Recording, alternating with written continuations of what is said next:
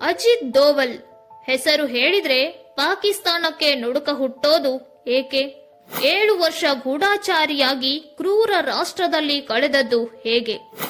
ಇವರಿಗೆ James bond ಎಂದು ಹೆಸರು ಬರೋದಕ್ಕೆ ಕಾರಣವಾದ ಆ 2 ಪ್ರಕರಣಗಳು ಏನು? ತಮ್ಮ ಐಡೆಂಟಿಟಿಯನ್ನೇ ಮರೆಮಾಚಿ ಭಾರತಕ್ಕೆ ನೀಡಿದ ಕೊಡುಗೆಗಳು ಏನು? ಮೋದಿಜಿಯವರ ಹಿಂದೆ ಕಾಣದ ಕೈಗಳಂತೆ ಇವರು ತೆಗೆದುಕೊಂಡ ನಿರ್ಧಾರಗಳ ಬಗ್ಗೆ ನೋಡೋಣ ಬನ್ನಿ. ಈ ವಿಡಿಯೋ ಕೊನೆಯಲ್ಲಿ ನಮ್ಮ ದೇಶಭಕ್ತಿ ಮತ್ತು ಅಜಿತ್ ದೋವಲ್ ರವರ ಮೇಲಿನ ಗೌರವ ದುಪ್ಪಟ್ಟಾಗುವುದರಲ್ಲಿ ಸಂದೇಹವೇ ಇಲ್ಲ. ನಮಸ್ತೆ, ನೀವು ನೋಡ್ತಾ ಇದ್ದೀರಾ A1 ಶೈನ್ ಯೂಟ್ಯೂಬ್ ಚಾನಲ್. ಇನ್ನೂ ಸಬ್ಸ್ಕ್ರೈಬ್ ಆಗಿಲ್ಲ ಅಂದ್ರೆ ಈ ಕೂಡಲೇ ಸಬ್ಸ್ಕ್ರೈಬ್ ಆಗಿ. ಅಜಿತ್ ದೋವಲ್ ಜನವರಿ 20, 1945ರಂದು ಉತ್ತರಾಖಂಡದಲ್ಲಿ ಜನಿಸಿದರು. ತಂದೆ ಮೇಜರ್ GN ದೋವಲ್ ಭಾರತೀಯ ಸೇನೆಯ ಅಧಿಕಾರಿ. ಅಜಿತ್ ಅವರು ರಾಜಸ್ಥಾನದ ಅಜ್ಮೀರ್ನ king George royal Indian military ಸ್ಕೂಲ್ನಲ್ಲಿ ಶಿಕ್ಷಣ, ನಂತರ 1967ರಲ್ಲಿ ಆಗ್ರಾ ವಿಶ್ವವಿದ್ಯಾಲಯದಿಂದ ಅರ್ಥಶಾಸ್ತ್ರದಲ್ಲಿ ಸ್ನಾತಕೋತ್ತರ, 1968ರಲ್ಲಿ ಕೇರಳದಲ್ಲಿ IPS ಅಧಿಕಾರಿಯಾಗುತ್ತಾರೆ. ನಂತರ ಕೆಲವೇ ವರ್ಷದಲ್ಲಿ ಬೇಹುಗಾರಿಕೆ ದಳದ ಅಧಿಕಾರಿಯಾಗಿ ದೆಹಲಿಗೆ ಕಾಲಿಟ್ಟರು. ಅಜಿತ್ ದೋವಲ್ ರವರಿಗೆ ಭಾರತದ ಜೇಮ್ಸ್ ಬಾಂಡ್ ಎಂದು ಹೆಸರು ಬಂದಿದ್ದು ಹೇಗೆ? ವೇಷ ಬದಲಿಸಿ ನಿರ್ವಹಿಸಿದ ಆ 2 ಪ್ರಕರಣದಿಂದ. ಮೊದಲನೆಯದಾಗಿ ಸತತವಾಗಿ 9 ದಿನ ನಡೆದ 1988ರ ಆಪರೇಷನ್ ಬ್ಲಾಕ್ ಥಂಡರ್ 2. ಖಲಿಸ್ತಾನಿ ಉಗ್ರರು ಸ್ವರ್ಣ ಮಂದಿರದಲ್ಲಿ ಅಡಗಿ ಕುಳಿತಿರುತ್ತಾರೆ. ಒಳಗಡೆ ಎಷ್ಟು ಜನ ಇದ್ದಾರೆ ಎಂದು ಯಾರಿಗೂ ಕೂಡ ಗೊತ್ತಿರಲ್ಲ. ಆಗ ಸಿಖ್ ವೇಷ ಧರಿಸಿ ರಿಕ್ಷಾ ಡ್ರೈವರ್ ಆಗಿ ಸ್ವರ್ಣ ಮಂದಿರದಲ್ಲಿ ಓಡಾಡಿ ಮಾಹಿತಿಯನ್ನ ಸಂಗ್ರಹಿಸುತ್ತಾರೆ. ಇದನ್ನ ಸೇನೆಗೆ ಕಳುಹಿಸಿಕೊಡುತ್ತಾರೆ. ಸುಮಾರು 40 ಜನ ಉಗ್ರರು ಇರಬಹುದು ಎಂದು ಲೆಕ್ಕ ಹಾಕಿದ ಸೇನೆಗೆ 250ಕ್ಕೂ ಹೆಚ್ಚು ಇದ್ದಾರೆ, ದಾಳಿ ಬೇಡ, ಬದಲಾಗಿ ಈ ಸ್ಥಳಕ್ಕೆ ನೀರು ಮತ್ತು ಆಹಾರ ಪೂರೈಕೆಯನ್ನು ತಕ್ಷಣ ನಿಲ್ಲಿಸುವುದಾಗಿ ಸಲಹೆ ನೀಡುತ್ತಾರೆ. ರಿಕ್ಷಾ ಚಾಲಕನಾಗಿ ಉಗ್ರರನ್ನ ಭೇಟಿ ಮಾಡಿ ನಾನೊಬ್ಬ ಪಾಕಿಸ್ತಾನಿ ಏಜೆಂಟ್ ಅಂತ ಹೇಳಿ ಅವರನ್ನ ನಂಬೋ ಹಾಗೆ ಮಾಡಿ ಗಡಿ ದಾಟಿಸುವುದಾಗಿ ಕರೆ ತಂದು ಶರಣಾಗುವಂತೆ ಮಾಡುತ್ತಾರೆ. ಆ ವೇಳೆಯಲ್ಲಿ ಒಂದೇ ಒಂದು ಗುಂಡು ವೇಸ್ಟ್ ಆಗದೇ ಇರೋ ಹಾಗೆ ಆಪರೇಷನ್ ಸಕ್ಸಸ್ಫುಲ್ ಮಾಡ್ತಾರೆ. ಅಂತಹ ಚಾಣಾಕ್ಷ ಅಜಿತ್ ದೋವಲ್. ಎರಡನೆಯದಾಗಿ 7 ವರ್ಷ ಪಾಕಿಸ್ತಾನದಲ್ಲಿ ಗೂಢಾಚಾರಿ. ಪಾಕಿಸ್ತಾನದ ಖಾನ್ ರಿಸರ್ಚ್ ಸೆಂಟರ್ನಲ್ಲಿ ನ್ಯೂಕ್ಲಿಯರ್ ರಿಸರ್ಚ್ ಎಲ್ಲಾ ಕಾರ್ಯಕ್ರಮಗಳು ಬೆಳವಣಿಗೆಗಳು ನಡೆಯುತ್ತಿದ್ದವು. ಪಾಕಿಸ್ತಾನದ ಅಂದಿನ ಅಣುವಸ್ತ್ರ ಕಾರ್ಯಕ್ರಮದ ರೂವಾರಿ ಅಬ್ದುಲ್ ಖಾದಿರ್ ಖಾನ್ ಇದನ್ನ ಮುನ್ನಡೆಸ್ತಾ ಇದ್ರು. ಇಲ್ಲಿ ಕೆಲಸ ಮಾಡುವಂತಹ ವಿಜ್ಞಾನಿಗಳು ಹೇರ್ ಕಟ್ ಮಾಡಿಸುವ ಸಲೂನ್ಗೆ ದೋವೆಲ್ ಹೋಗಿ ವಿಜ್ಞಾನಿಗಳ ಸ್ಯಾಂಪಲ್ ಕಲೆ ಹಾಕಿ ಭಾರತಕ್ಕೆ ಕಳಿಸ್ತಾ ಇದ್ರಂತೆ. ಕಾರಣ, ನ್ಯೂಕ್ಲಿಯರ್ ಕೇಂದ್ರದೊಳಗಂತೂ ಪ್ರವೇಶ ಮಾಡಲು ಸಾಧ್ಯ ಇಲ್ಲ. ಆದರೆ ಆ ಸೆಂಟರ್ನಲ್ಲಿ ನ್ಯೂಕ್ಲಿಯರ್ ಪ್ರಯೋಗ ನಡೀತಾ ಇದ್ರೆ ಅಲ್ಲಿರುವಂತಹ ವಿಕಿರಣದ ಅಂಶ ವಿಜ್ಞಾನಿಗಳ ತಲೆಯ ಕೂದಲಿನಲ್ಲಿ ಇದ್ದೇ ಇರುತ್ತದೆ. ಹೀಗೆ ನ್ಯೂಕ್ಲಿಯರ್ ಅಭಿವೃದ್ಧಿ ಕಾರ್ಯ ಪತ್ತೆ ಹಚ್ಚಿದ್ರು ಮತ್ತು ತಡೆ ಹಿಡಿಯುವಲ್ಲಿ ಯಶಸ್ಸಾದ್ರು.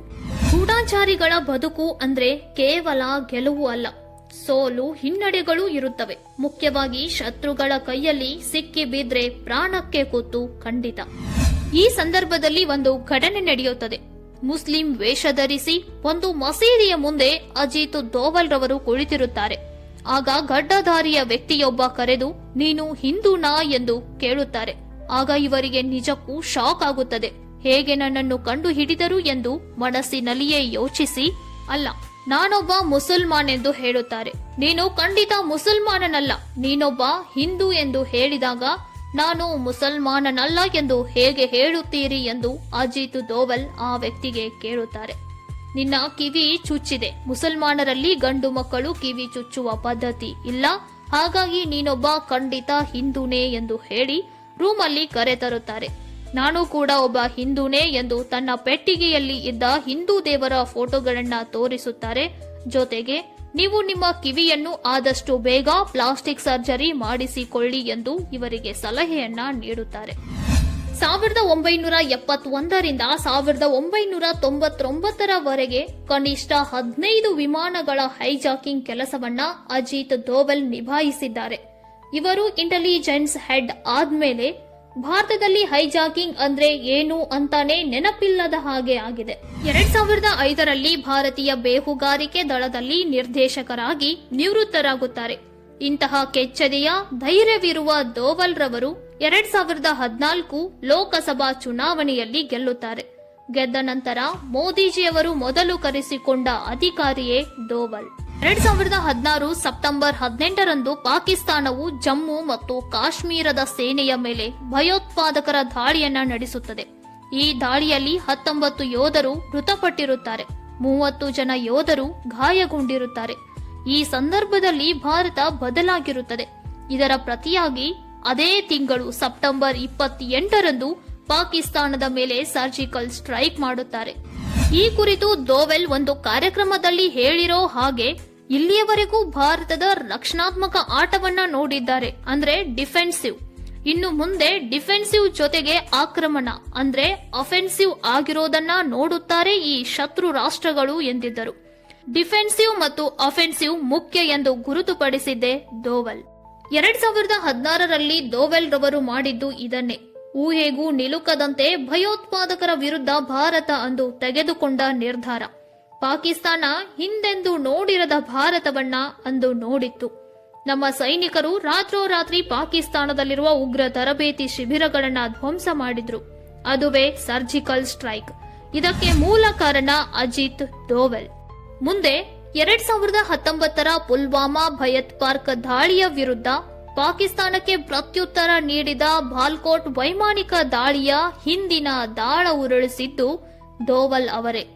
ಇದೇ ಸಂದರ್ಭದಲ್ಲಿ ನಮ್ಮ ವಾಯುಪಡೆಯ ಅಧಿಕಾರಿ wing commander fighter pilot Abhinandan Vardhaman ಅವರು ಪಾಕಿಸ್ತಾನದ ಸೇನೆಗೆ ಸೆರೆ ಸಿಗ್ತಾರೆ. ಆಗ ದ್ವಿಪಕ್ಷೀಯ ಮಾತುಕತೆ ನಡೆಸಿ 24 ಗಂಟೆಗಳ ಒಳಗೆ ಭಾರತಕ್ಕೆ ಕರೆತಂದದ್ದು ಇದೇ ದೋವಲ್ ಅವರೇ. 24 ಗಂಟೆಯ ಒಳಗೆ ವಿಂಗ್ ಕಮಾಂಡರ್ ಭಾರತಕ್ಕೆ ಸೇಫ್ ಆಗಿ ಕಳಿಸೋದಕ್ಕೆ ಕಾರಣ ಏನು ಅಂತ ಪಾಕಿಸ್ತಾನದ ಒಬ್ಬ ಮಂತ್ರಿ ಹೇಳ್ತಾರೆ.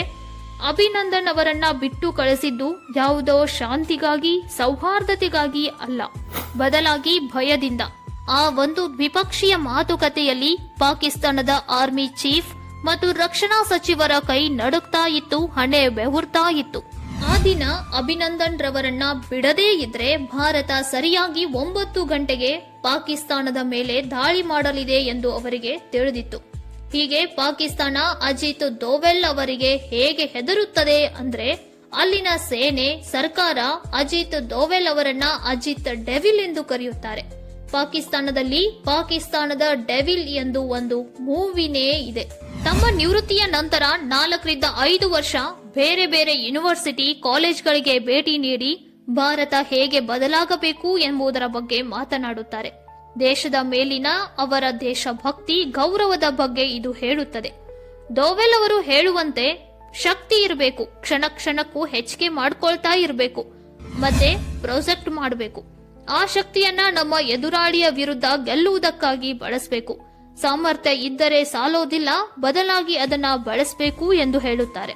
ಐಡೆಂಟಿಟಿಯನ್ನೇ ಮರೆಮಾಚಿ ಸುದೀರ್ಘ ಕಷ್ಟ ಜೀವನ, ಭಾರತ ಮಾತೆಗೋಸ್ಕರ ಪ್ರಾಣವನ್ನೇ ಪಣಕ್ಕಿಟ್ಟು ಉಗ್ರರೊಂದಿಗೆ ದೇಶದ ಒಳಗೂ ಹೊರಗೂ ಜೀವಿಸಿದಂತಹ ವ್ಯಕ್ತಿ. ಆಪರೇಷನ್ ಸಿಂಧೂರ್ನ ಮುಖ್ಯ ಸೂತ್ರಧಾರಿ, ಭಾರತ ಸರ್ಕಾರದ ವಿವಿಧ ನಿರ್ಣಯಗಳ ಹಿಂದೆ, ವಿವಿಧ ನಿರ್ಧಾರಗಳ ಹಿಂದೆ, ವಿವಿಧ ಆಕ್ರಮಣಗಳ ಹಿಂದೆ ಕೇಳಿಬರುವ ಹೆಸರೇ ಅಜಿತ್ ದೋವೆಲ್. ಇದು ಭಾರತದ ಜೇಮ್ಸ್ ಬಾಂಡ್ ಎಂದೇ ಹೆಸರುವಾಸಿಯಾದ ಅಜಿತ್ ದೋವೆಲ್ ರವರ ಜೀವನ. ಇವರ 81 ವರ್ಷದ ಸುದೀರ್ಘ ಪಯಣವನ್ನ ಕೇಳಿದ ಮೇಲೆ ನಿಮಗೇನನಿಸ್ತು ಎಂದು ಕಮೆಂಟ್ ಬಾಕ್ಸ್ ನಲ್ಲಿ ತಿಳಿಸಿ. ವಿಡಿಯೋ ಲೈಕ್ ಆಗಿದ್ರೆ ಪ್ಲೀಸ್ ಲೈಕ್ ಮಾಡಿ. ಮತ್ತೆ ಸಿಗೋಣ ನೆಕ್ಸ್ಟ್ ವಿಡಿಯೋದಲ್ಲಿ. Stay shine. ನಮಸ್ತೆ.